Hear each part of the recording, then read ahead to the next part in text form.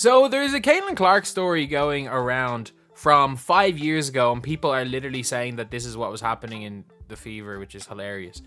But it is a really interesting story on the mentality of Caitlin Clark, and also the fact that, just a point that I will always make, that if you like somebody, everything they do is good, and if you don't like somebody, everything they do is bad.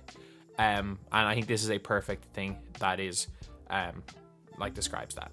But before we get on to, if you guys are new to the channel, subscribe. We are less than 30 subscribers away from 6,000. If we could hit that by the end of the day, that would be insane. I know, obviously, we could well be above that by the time this video is out. Either way, thank you guys for all the support on the channel recently. So, a news story came out from Caitlin Clark's freshman year in 2020. Yes, this is from 4 years ago. I'm not joking. This is from 4 years ago. This is how long it has been.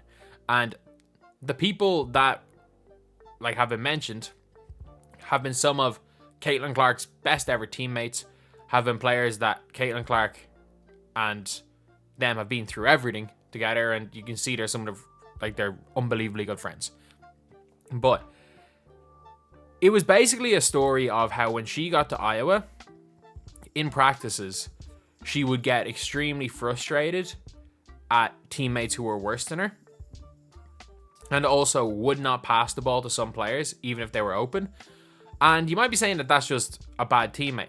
But when you hear the reasoning for it, it sounds like two players a lot of people like. Her reasoning was, why would I pass them the ball when they're not out here getting reps shooting like I am? You know who that kind of sounds like? That is exactly something that Kobe Bryant and Michael Jordan would have said, or would have done. Kobe Bryant and Michael Jordan were both people that if you weren't putting in the work, they just didn't care. Like Kobe Bryant, he just didn't speak to Smush Parker because he just didn't believe Smush Parker put in the work. Whereas you can see Kobe Bryant, just even players that work hard will get respect from Kobe. Even players that might be less talented, because Smush Parker had a bit of talent, in fairness to him. He's nowhere near as bad as people say.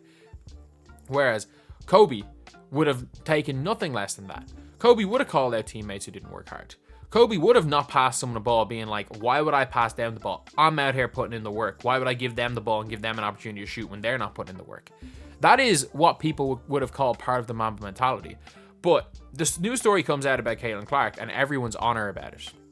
And especially weird because it was 4 years ago. And since then, there's been nothing but positive stuff from her in Iowa. Obviously, that is what she came in like out of high school. And very clearly, to say Caitlin Clark did not trust her teammates would be crazy. The amount of times Caitlin Clark hit a falter on cuts last year. The amount of times she freed up Kate Martin and got the ball to Kate Martin. And again, look, they played on a string. That whole team did. These players all knew what they were expecting off Caitlin Clark. Caitlin Clark knew what she was getting off the team. And there was a trust there. There was a trust there after playing for so many years together. And maybe her coming in as a freshman as clearly by far the best player, especially because she's obviously, if that's the attitude you have, that's that Kobe and MJ attitude of, I'm out here putting in the work. I'm going to outwork everybody. And it's very clear with the shots she's taking, she's probably getting in more reps than anyone. She's probably, as far as female basketball goes, in the 1% as far as work rate goes. Not in the 1%, in the 1% of the 1%. And that's only when we're talking about college players and pros. Because she's very clearly, you don't shoot like she shoots from that deep if you're not putting in the reps. So, obviously things have changed since then. But this just shows it's that. She has what people would have called the Mamba mentality, the Jordan mentality. Of, if you're going to play with me, if you're going to be on my team, you need to work. And if at any stage she gets given the keys to the WNBA team, if you can find, obviously that style of leadership doesn't work with everybody. And it's clear. It's completely clear that things changed over the 4 years in Iowa. Things changed. She was 100% no longer like that. You can tell by the way she was interviewed, the way her teammates talk about her. And this was a thing that was stopped pretty early in her career. But at the end of the day, she's still, this story just shows that even if she's not going about it the right way, she is a hyper competitor. She's a hyper hard worker, hyperly competitive. And I don't see how this story is some gotcha. I don't see how the story is some gotcha because, one, she's not like that anymore, and it's been very evident by everything you've heard about her since. And two, even if she was still like that, this is the exact thing people praised Kobe for. It's the exact thing people praised MJ for. And it is proof that if you don't like a person, everything they do is wrong. And if you like a person, everything they do is right. And I will say this, like, this type of leadership's not necessarily good.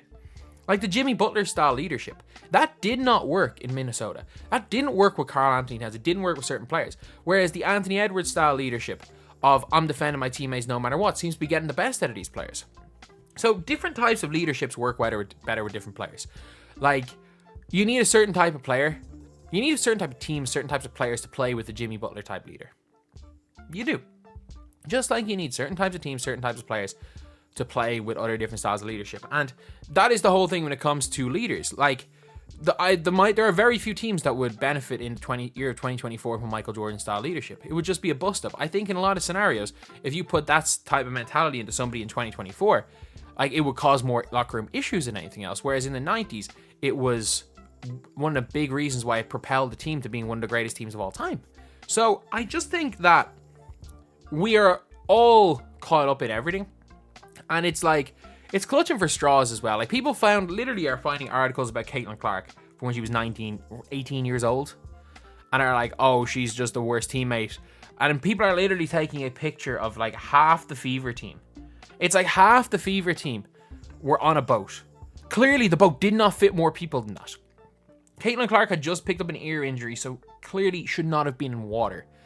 And all the responses are, look who's not there, look who's not there. Or all, like, the amount of quote sheets on them, like, you can see who's not there with the team, and everyone's being like, why is everyone bringing up Caitlin Clark? Because, like, Melissa Smith's not there either, neither is Erica Wheeler. And it's like, you're obviously talking about Caitlin Clark.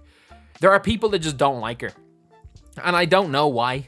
Like, I get not liking the mania, I get not liking the whole thing around it, I get not liking the circus, but what the hell has Caitlin Clark done? She talks a bit of trash. Cool, you like Angel Reese for that same reason. Like, she talks trash. She shoots the ball from really far.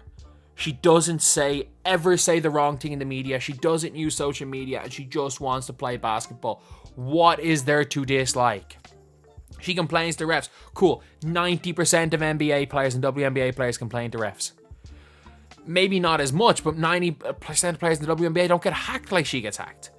But it's always funny looking at this stuff where it's like, you're looking at a player who is literally just one of the best college players to ever play and is now probably a top 20 WNBA player, and still people are just finding any excuse to belittle everything about her as a person, as a player, just everything. It's so annoying to look at, when in reality, that all this story shows is that, one, she's grown as a person since then, she's grown as a leader since then, and she's probably more equipped to be a leader in the year of 2024 than she was 4 years ago. And two, she has that like MJ Kobe competitive mentality, which a lot of people love. She has the Mamba mentality. There's no ifs, ands, or buts about it. What people call the Mamba mentality, literally Caitlin Clark has. If you found out that this was a story about Angel Reese, people would love it. But because people hate Caitlin Clark, it's an issue.